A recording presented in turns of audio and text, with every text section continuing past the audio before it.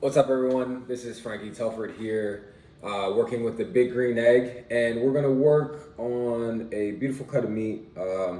It is the rump of the cow. It's called picanha. First off, we're gonna start off by scoring the meat. So the best way to score is to kind of crosshatch your way through the fat cap. And why we do that is to make sure when we reverse sear on the big green egg at the end for your last 5 minutes of the cook, you know, we can really render that fat and get that nice and crispy on the top. So right now I'm just scoring the meat. Got my nice sharp knife, making about centimeter wide cuts. Not cutting through the whole fat cap, but just getting some nice cuts into the fat cap itself. And then we're gonna rotate that about 45 degrees and then do the same thing, not completely a 90-degree perpendicular, but really looking for that mesh, that crosshatch technique. Same idea, cuts about centimeter wide.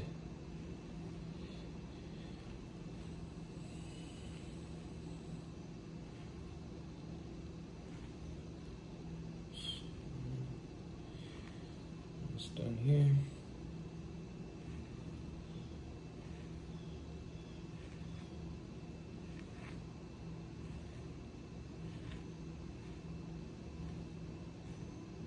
Awesome. So as you can see now, we've got a nice crosshatch in the fat cap of the meat. After that, I like to turn my meat over, and I like to use apple cider vinegar to kind of break down some of the meat itself, almost like as a tenderizer for the meat. And then I also use olive oil. So this olive oil is from Italy. A lot of olive oil in America is cut with canola oil and peanut oil. I'm not a big fan of that, so use a little bit of olive oil. Rub that in. And with really good meat, I don't really like using a lot of different spices. I honestly think regular coarse salt, kosher salt is the best thing. So heavily salt the bottom side of this Wagyu Picanha from Lomelo's meat market, local butcher shop in the area.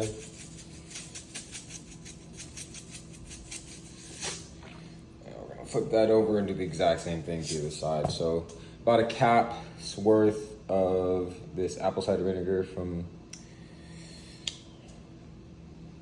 where is this from? From Trader Joe's. Fat cap. Again, a little bit of olive oil.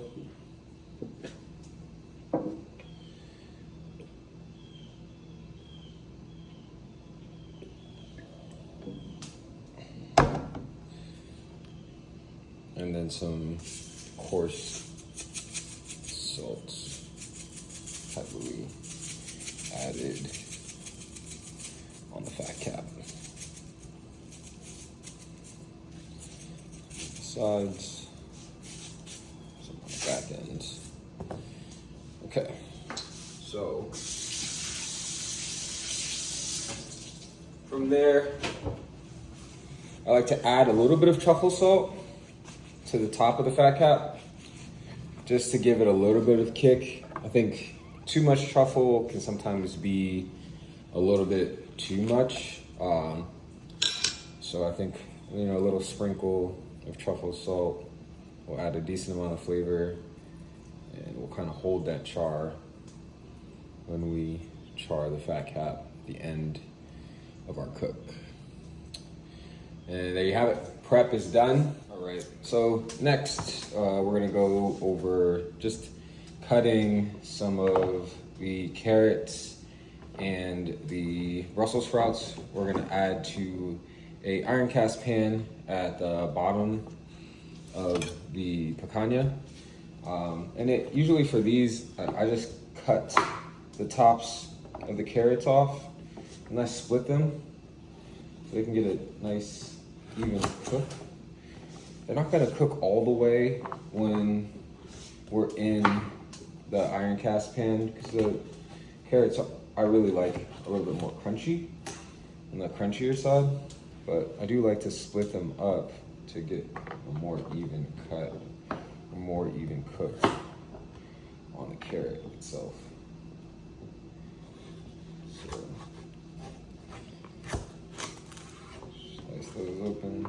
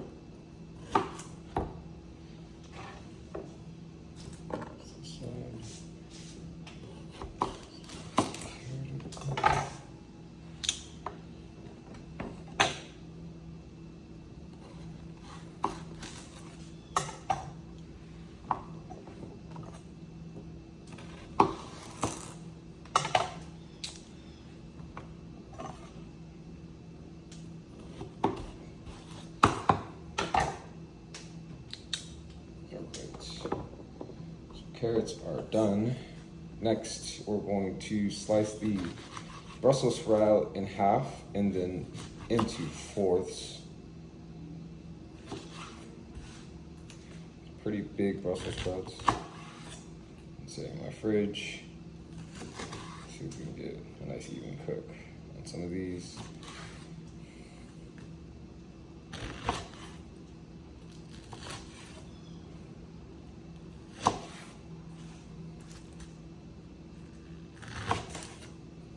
And Brussels sprouts tend to be pretty bitter, so this beef tallow / fat from the steak should help render this down a little bit.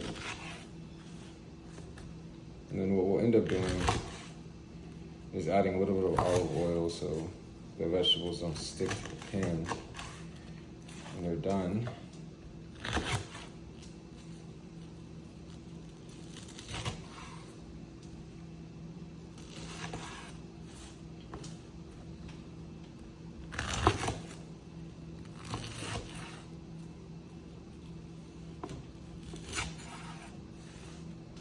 Last couple of these I am going to kind of hash and cut cross-sectionally right to the side to get some crispy bits.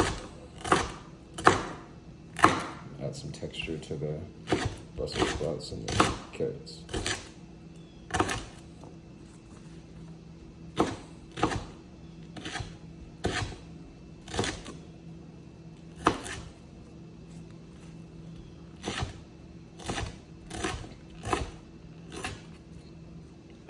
Right.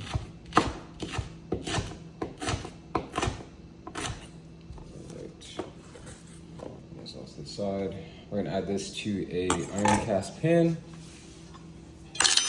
and then toss with some olive oil. I'm gonna go carrots down first on one side of the pan. And then the bigger pieces of cauliflower, of the Brussels sprouts, and then the smaller pieces on top of that.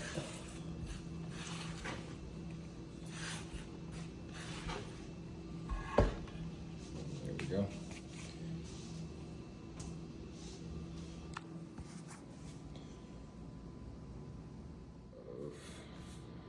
These I'm going to kind of hash and cut cross-sectionally right to the side to get some crispy bits. Add some texture to the Brussels sprouts and the carrots.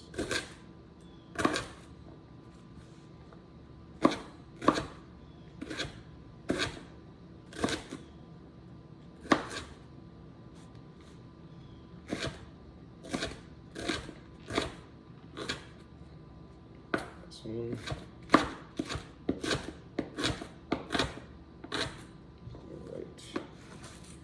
That's off to the side. We're gonna add this to a iron cast pan and then toss with some olive oil.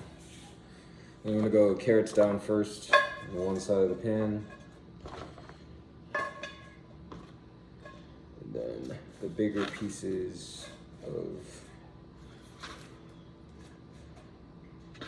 cauliflower, of the Brussels sprouts, and then the smaller pieces on top of that.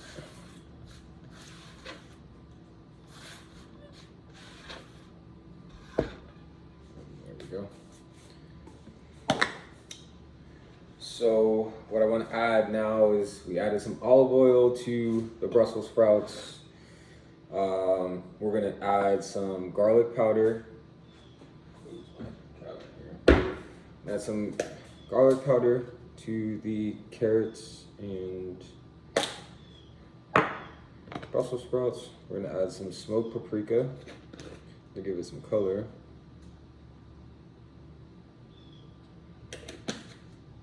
We're gonna do some of that same coarse sea salt.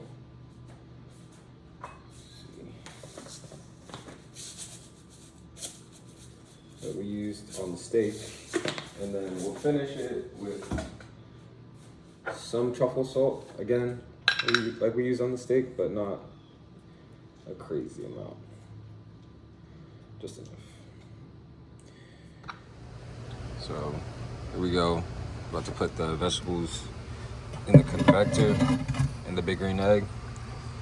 And what I normally do is I put grid on top of that. And then I put the meat on top of that. So that's a grid. We'll go grab it. Grill temp is right around 200. It'll go up in a little bit. All right, so we've been 30 minutes in. See the reverse sear. Convector in. Vegetables are getting a nice, good, even cook. Excited to come back. Got another 30 minutes to go. I'll be Joan Brown. Lord have mercy, this young food look good. I ain't used to seeing no good looking food like this, young. Wait, how you learn how to cook this, young? You must be went to some kind of culinary school or something.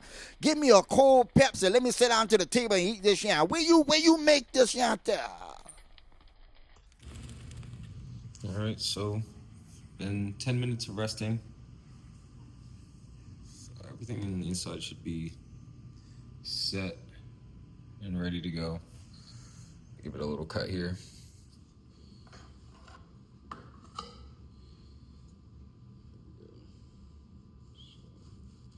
Throw this away.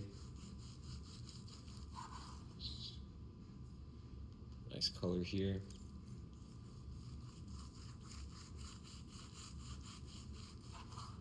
It's pink on the inside.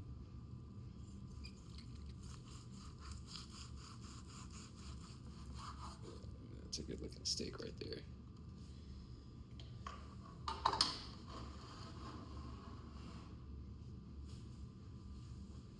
And there you have it.